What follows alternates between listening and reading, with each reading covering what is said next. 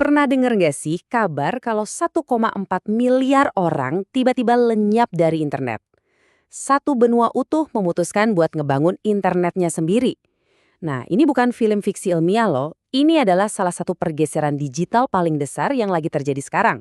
Dan ini bisa mengubah cara kita semua memandang koneksi internet global. Yuk, kita cari tahu apa yang sebenarnya lagi terjadi. Jadi, pertanyaannya, beneran nih satu benua penuh tiba-tiba cabut dari internet global? Apa mereka gitu ya, motong semua kabel dan ngebangun semacam tembok digital raksasa? Jawabannya mungkin nggak seperti yang Anda bayangkan. Enggak, mereka nggak lock off kok, justru kebalikannya. Mereka lagi membangun fondasi supaya bisa online dengan cara yang jauh lebih pintar, lebih ngebut, dan yang paling penting, lebih berdaulat. Jadi mereka bukan ninggalin internet, tapi lagi ngebangun jalan tol super cepat di rumah mereka sendiri. Oke, kita bedah nih apa artinya.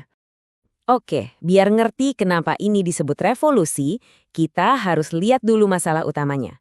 Selama bertahun-tahun, data di Afrika itu ibaratnya harus muter-muter dulu lewat jalan yang gak efisien banget.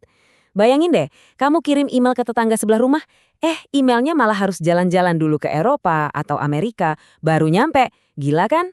Nah, itulah yang selama ini terjadi. Coba deh lihat bedanya. Dulu nih, tiap kali kita ngeklik atau streaming, datanya harus wisata dulu ke luar negeri. Iya jelas, jadinya internet mahal, lemot, plus data kita disimpan di server entah di mana. Sekarang, semua dibalik. Lalu lintas data tetap di dalam negeri, artinya biaya jadi lebih murah, kecepatan naik drastis, dan yang paling penting, negara jadi punya kendali penuh atas datanya sendiri. Inilah yang namanya kedaulatan data. Terus, gimana caranya mereka ngebangun jalan tol digital ini? Ya, ini bukan sulap, ini proyek infrastruktur raksasa yang punya 3 pilar utama. Yuk, kita lihat satu persatu. Nah, 3 komponen inilah yang jadi jantungnya internet baru di Afrika. Yang pertama, ada yang namanya titik pertukaran internet atau IXP. Kedua, pusat data lokal dan edge. Dan yang ketiga, tentu saja kabel fiber optik super panjang yang jadi tulang punggung buat nyambungin semuanya. IXP itu apa sih? Gampangnya gini, bayangin aja ini kayak bundaran gede di kota. Daripada semua mobil harus masuk tol antar provinsi cuma buat ke kompleks sebelah, mending ketemu di bundaran itu kan buat tukaran arah. Nah, IXP itu persis kayak gitu, tapi buat data. Di sini ya semua provider internet lokal ketemuan dan tukeran lalu lintas data secara langsung. Efeknya, data nggak perlu keluar negeri lagi. Simple tapi dampaknya luar biasa. Tapi infrastruktur fisik itu baru langkah awal. Di atas jalan tol ini, mereka lagi ngebangun sesuatu yang lebih canggih lagi, semacam otak AI lokal. Eits, ini bukan berarti mau gantiin AI global yang udah ada ya, tapi lebih ke melengkapi dengan kecerdasan yang ngerti banget konteks lokal. Bedanya tuh mendasar banget. AI dari raksasa teknologi yang kita kenalkan dilatih pakai data dari seluruh dunia, biar pengetahuannya luas. Nah, AI lokal ini beda. Dia sekolahnya pakai data lokal, berita lokal, dokumen pemerintah, bahkan bahasa-bahasa daerah. Tujuannya bukan buat jadi serba tahu, tapi buat jadi ahli yang paham banget konteks lokal. Dan semua ini diproses di pusat data regional, bukan di server-server raksasa di benua lain. Terus gimana cara kerjanya? Gini, bayangin aja mereka ngambil model AI kilan open source yang udah canggih, terus dilatih ulang pakai bahasa dan informasi lokal. Mereka juga pakai teknologi re-ranker buat nyoritir hasil pencarian, biar yang paling relevan buat orang sana muncul paling atas. Nah, semua otak-otak AI yang lebih kecil dan efisien ini ditaruh di pusat data Edge yang deket banget sama pengguna.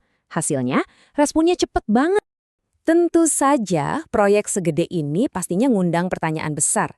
Apakah ini langkah menuju kedaulatan digital yang positif, di mana negara bisa melindungi data warganya? Atau jangan-jangan ini malah awal dari splinternet? Sebuah kondisi di mana internet global jadi pecah-pecah, jadi versi nasional yang terisolasi satu sama lain. Inilah perdebatan intinya. Dan ini emang kayak dua sisi mata uang ya. Sisi baiknya, kedaulatan digital ini bisa melindungi data pribadi, memacu inovasi teknologi lokal, dan bikin keamanan cyber makin kuat. Tapi di sisi lain, pedang yang sama bisa dipakai pemerintah buat sensor, nutup akses ke informasi global, bahkan bikin AI yang isinya bias. Jadi, kuncinya adalah gimana caranya nemuin keseimbangan yang pas. Oke, jadi gimana dong solusinya? Gimana caranya ngambil manfaatnya tanpa kejebak sama resikonya? Ada beberapa rekomendasi kunci yang bisa jadi panduan. Ini dia semacam cetak birunya. 1. Prioritaskan pembangunan fondasinya dulu, XP dan pusat data Edge. 2. Pakai model AI open source yang bisa disetel ulang sesuai kebutuhan lokal. 3. Ini yang krusial banget, bikin kebijakan yang transparan soal akses data dan audit model AI biar nggak disalahgunain. Dan yang terakhir, pastikan semuanya tetap bisa nyambung ke internet global, biar nggak jadi terisolasi. Pada akhirnya kita dihadapkan pada satu pertanyaan besar. Apakah proyek raksasa ini bakal jadi fajar baru bagi internet yang lebih adil dan merata? Atau justru ini adalah awal dari kehancurannya, awal dari internet yang terpecah belah? Jawabannya belum ada, dan seluruh dunia sedang menanti untuk melihat apa yang akan terjadi selanjutnya.